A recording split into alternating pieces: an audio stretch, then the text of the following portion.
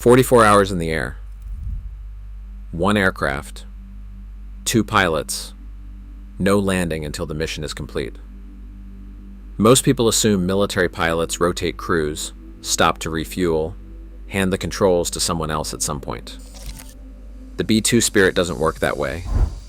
It takes off from Missouri, crosses an ocean, strikes its target, and flies home without ever touching the ground. And the two people flying it can't get off either. So how do you keep two human beings sharp enough to make life or death decisions at the far end of a 40-hour day? How does the most expensive aircraft ever built account for the fact that the people flying it are still just human? The answer involves fold-out bunks, oxygen delivery systems, and a level of human engineering that never makes the headlines, but without which, none of the rest of it works. The B-2 Spirit is one of 21 aircraft ever built. As of today, 20 remain operational. Every single one is stationed at Whiteman Air Force Base in Missouri, the only location in the world where they've ever been based. When a B-2 takes off, it is almost certainly leaving from the same patch of tarmac in the middle of the American heartland. There is no other runway. There is no backup base. Every mission in the B-2's operational history has started and ended in the same place. What makes it unlike anything else is the design. A flying wing, no tail, no traditional fuselage, shaped so that radar signals scatter off its surface rather than bounce back to a receiver. Its radar cross-section is roughly the size of a bird, but its wingspan stretches 172 feet, and its weapons bay can carry over 40,000 pounds of precision munitions. It can deliver 16 2,000-pound GPS-guided bombs in a single pass, or two massive ordnance penetrators, bunker-busting weapons weighing 30,000 pounds each, designed to punch through dozens of meters of reinforced concrete before detonating. The cockpit seats two, a pilot and a mission commander, side by side in a space that, for all the aircraft's scale, is genuinely cramped. There are no windows behind them, no cabin, no room to stand up and walk around. The B-2 was not designed with crew comfort in mind. It was designed to be undetectable. Everything about the airframe serves that goal, and the people inside it adapt to whatever space is left over. That design decision creates a serious problem when your missions last 44 hours. Fatigue isn't just a comfort issue, it's a safety issue, and the military has the research to prove it. After roughly 17 hours without sleep, cognitive performance drops to a level comparable to a blood alcohol content that would be illegal to drive on in most countries. Reaction time degrades. Short-term memory degrades. The ability to recognize and correct errors degrades. And critically, mental fatigue is often invisible to the person experiencing it. You don't feel impaired the way you feel physically exhausted. You feel like you're functioning normally, right up until you're not. In a cockpit managing a $2.1 billion aircraft over open ocean with a live weapons payload, that gap between feeling fine and actually being fine is not unacceptable.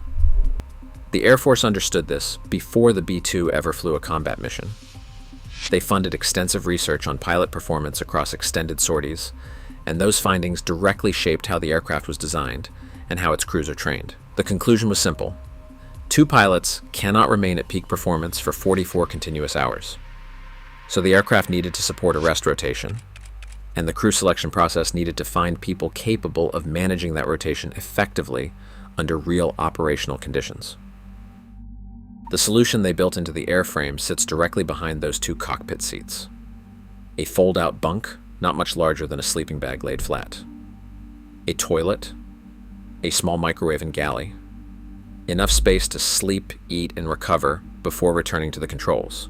It's not comfortable by any reasonable standard, but it's functional, and functional is what the mission requires. The protocol works in shifts.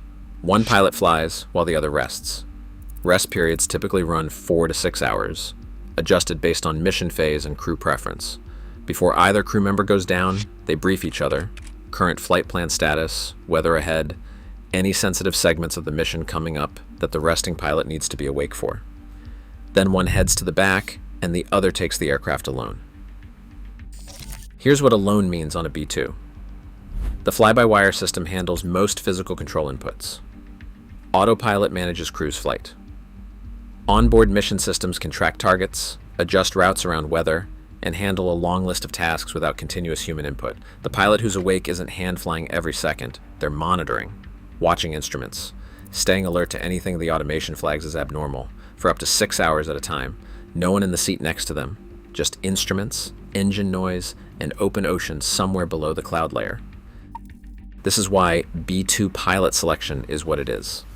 The Air Force isn't simply looking for exceptional aviators. Thousands of military pilots qualify on technical grounds. What the B-2 screening process is actually filtering for is a specific psychological profile. People who can sustain focus during extended periods of isolation without external stimulation. People who make sound decisions under low stimulus conditions, not just high pressure ones. People who have enough self-awareness to recognize their own fatigue before it affects their judgment. The washout rate for B-2 qualification is significant. Candidates need thousands of prior flight hours, strong performance records in previous assignments, and a psychological evaluation that goes well beyond standard aircrew screening. Being an excellent pilot is the baseline. It's not sufficient on its own.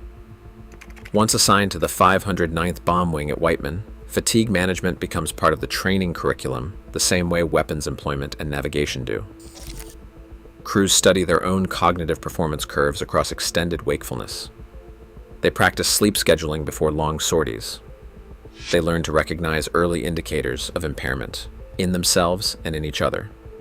Because knowing that fatigue is coming isn't the same as being prepared for it when it arrives at hour 28 over the middle of the Pacific.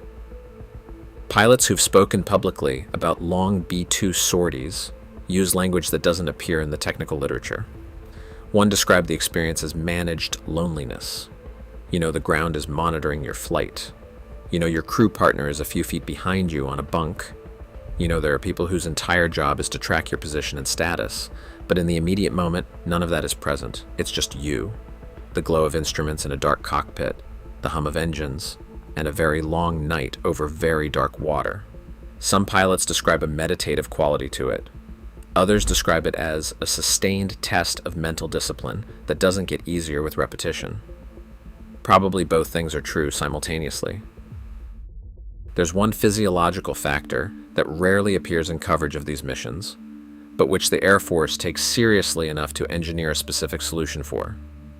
Even in a pressurized cockpit, the air at altitude contains less available oxygen than you'd breathe at sea level.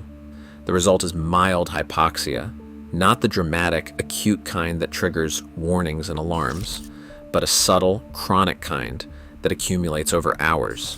Mild impairment to attention, to working memory, to processing speed. The kind of degradation a pilot might not notice in themselves, which is precisely why it's dangerous. The B-2 addresses this with what crews refer to as a rest tube, a system that delivers a higher concentration of oxygen to a resting pilot during their off-cycle. It improves sleep quality, and more importantly, it affects cognitive state on wake-up.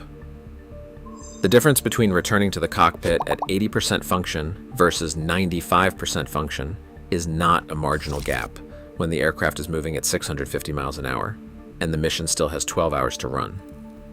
It's one of those engineering details that sounds almost trivial until you understand what it's actually solving.